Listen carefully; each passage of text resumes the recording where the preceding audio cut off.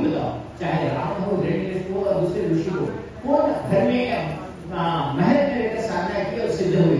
सारे ऋषि सप्तऋषि को आपने देखा है, सभी लोग भी जंगल में ही रहते थे, एक कुटिया डाल कर रहते थे, और कुटियों के पास न सांप आता था, न शेर से कोई बड़ा सांप को पता चलता था। क्यों? क्योंकि वो ऋषियों को उसका ज्ञान था। आपको कामदेव से यहाँ बार-बार बहुत सारे लोग कहेंगे गो हत्या हुई तो, अरे पहले गो को इतना सिद्ध करो कि गो को कोई हाथ लगाए तो वो मर जाए, फिर वो हाथ नहीं लगाएगा। तो ये तुम्हारे पास नहीं। कामधेनु को जब हाथ लगाने गए थे, कार्तिकेय सहस्त्रबाहु थे या विश्वामित्र राजा थे, उनके गाय को हाथ लगाने गए थे, तो उन्हें केवल उसके दुख का एक बाल निकाला, उनके 3000 सैनिक मारे गए। उस कामधेनु को कैसे सिद्ध करोगे? उस गाय को अगर तुम सिद्ध कर लो तो किसका मजाक है कि तुम्हारी गाय को मारने की क्या कर सकते? ये कामधेनु विद्या कहाँ है?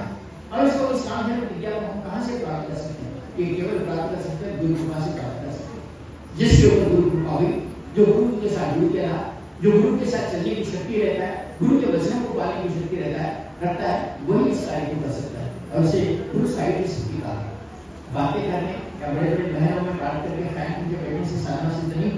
और उस साधना के लिए मैं आज यह जो संत ज्ञानेश्वर स्वामी की तपस्या स्थली को चुना और कहा है कि आप अगर सचमुच साधना करना चाहते हैं, अपने जीवन को उज्जवल बनाना चाहते हैं, अपने जीवन में कुछ कमी नहीं देखना चाहते हैं, अपने जीवन में सब कुछ सुख सौभाग्य प्राप्त करना चाहते हैं और आगे के जीवन को उज्जवल बनाना चाहते हैं, तो मैं जो इससे साधना हूँ गुरु साहित्य प्राप्ति साधना, क्योंकि हमने देखा है आदि गुरु के रूप में शिव जी को और उसके बाद भगवान दत्तात्रेय को आदि गुरु के रूप में पूजा जाता है। ना सांप्रदाय में हो या फिर कोई भी संप्रदाय में आदि गुरु दत्तात्रेय भगवान ही कहलाए जाते हैं। आदि गुरु उनके पास से सारे, आज हमारे प्रभु ने सदगुरुदेव जी का नाम भी नारायण दत्त श्रीमान जी है। उनकी इस दत्त परंपरा को लेकर जो चले हैं और इस दत्त परंपरा को लेकर चलने की क्रिया है, उस आदि गुरु को अगर हम प्रारंभ से भी अगर हम पूजा करते हैं, उनके उस मंत्र को, उस परम तत्व को जानते हैं, तो हमें वो दिन दूर नहीं कि हम उस सिद्ध को प्राप्त कर सके, उस साधना को प्राप्त कर सके। मैं कभी नहीं चाहता कि आप मेरे पास रोते हुए आए, गुरु जी ऐसा है, मेरी साधना नहीं है, बच्चे नहीं हो रहे हैं, शादी नहीं हुई। बहुत सारे लोगों को कहते हैं, सुनता मेरी परेशानी कैसी है, बहुत बार बता चुका हूँ। वो जब पहली बार आए, गुरु जी यहाँ से बहुत दूर जाना पड़ता है, स्कूल को जाना पड़ता है, 5 किलोमीटर गुरु जी चलते हुए जाना, चलते हुए फिर साइकिल है खरीद ले, साइकिल उसको भगवान पूरा साइकिल आ गया। फिर थोड़े दिन के बाद क्या, गुरु जी साइकिल पे जा रहा तो घूमने लग गए गुरु। अरे अच्छा होता तो कोई स्कूटर खरीदते हैं, मोटरसाइकिल खरीदता था। अच्छा गुरु को कभी मोटरसाइकिल ही खरीदा। मोटरसाइकिल खरीदने के बाद उसकी शादी हुई, शादी में जीवी हुई। एक दिन आया, प्रभु क्या बताऊं, मोटरसाइकिल खरीदा, शरीर को बच्चों को लेकर नहीं जा सकता, एक कार खरीदा। तो अच्छा कार खरीदा, बच्चों को बिठा के लेके गया, वो हुआ। उसके बाद आया, क्या हुआ, गुरु जी घर नहीं, घर हो। ये कैसे हुआ? सब लोन पे हुआ, लोन ले लिया, घर मानने जैसा हुआ। बाद में आकर बैठ गया, गुरु जी अब क्या बताऊं, आपको बहुत परेशान हूँ, लोन पेमेंट नहीं हो रहा है, लोन नहीं हो रहा है, और ये कार पड़ी हुई है, वो पड़ी हुई है। ये सारी चीजें तो एक ही विषय कर दे। एक आदमी आता है, गुरु जी मेरी शादी नहीं हो रही, उसके माँ बाप के साथ बच्चा आता है, शादी नहीं हो रही, गुरु कृपा से शादी हो गई, गुरु जी बच्चा नहीं हो रहा है, बच्चा हुआ। उसके बाद गुरु जी बीवी जाने की बात करें, वो मेरे से झगड़ा करती है, मेरे माँ बाप को नहीं हो जा रही। अरे गुरु को इस काम में ही उसका जीवन चला गया, वो अपना जीवन यहाँ आजकल का गुरु केवल यही काम करता है, शादियां करना, बच्चे पैदा करवा देना, आशीर्वाद देना, नौकरी लगा देना, इसमें जीवन उसका उतर गया। किस दिन होंगे तुम सारा, जिस दिन सामर्थ्य होगी कि तुम 10 लोगों को तुम सिद्ध करवाते हो, उसकी इच्छा, तुम्हारी इच्छा पूर्ण करते हुए तुम 10 लोगों की इच्छा पूर्ण करने की शक्ति का प्राप्त करो। किस दिन होगा ये? कौन सी साधना से होगा?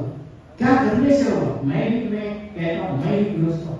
मेरे गुरु जी ने कहा है कि गृहस्थ सच्चा साधक होता है, कोई सन्यासी, कोई साधु सच्चा साधक नहीं। वो जो गृहस्थ है, सारे कष्टों को सहते हुए सिद्धि प्राप्त करता है, वही श्रेष्ठ है।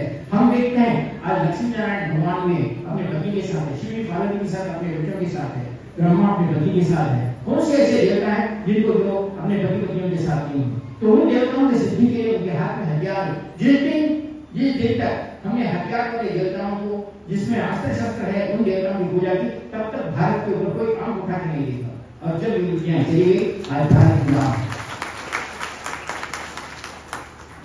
और इस गुलामी भरे जीवन से हटकर एक श्रेष्ठता का जीवन जीने के लिए मैं आपसे कहता हूं कि पहले गुरु कृपा प्राप्त करो, बाद में जंगल में रहने की क्रिया करो। क्यों नहीं जाते हो? मैंने भी मैं साधना, मेरी पत्नी बच्चों को लेकर मैं जंगल में साधना की। तुम्हारी पत्नी को इतना सक्षम बनाओ कि चलो हम दोनों मिलकर साधना करके जाएंगे। जिस दिन पत्नी तुम्हारी बात सुनेगी, वो परिवार सर्वा संसार का सर्वश्रेष्ठ परिवार। आज शिव पार्वती रहते हैं तो हिमालय की गुफा में रहते हैं, वो कोई महल में नहीं रहते। पार्वती के साथ शिव के साथ पार्वती रहती तो हिमालय के संग्राम में रहते हैं। आज नारायण भगवान रहते हैं तो शाम के नीचे समुद्र के तट पर बैठे हैं और लक्ष्मण के साथ परिवार वहां संसार करते हैं। कोई महल वाला नहीं होते, कोई ऊपर कोई प्यार नहीं। तो हम देखेंगे ऐसे संसार, ऐसी पत्नियां, तुम पति के साथ रहो, लेकिन ऐसी पत्नी को ऐसा तैयार करो कि तुम दोनों मिलकर इस संसार को हम जीते हुए 10 लोगों को जीने की प्रक्रिया सिखाएंगे, 10 लोगों को सेटलता की जीवन सिखाएंगे। और ये कार्य जिस दिन होगा, मैं समझता हूँ अपने लिए वो दिन दूर नहीं, हम एक सामर्थ्यवान जीवन जिएंगे। तो मैं किसी को पूछने की आवश्यकता नहीं, तुम केवल साधना करो और तुम्हारे पास देवता प्रत्यक्ष रूप में पूर्ण करेंगे।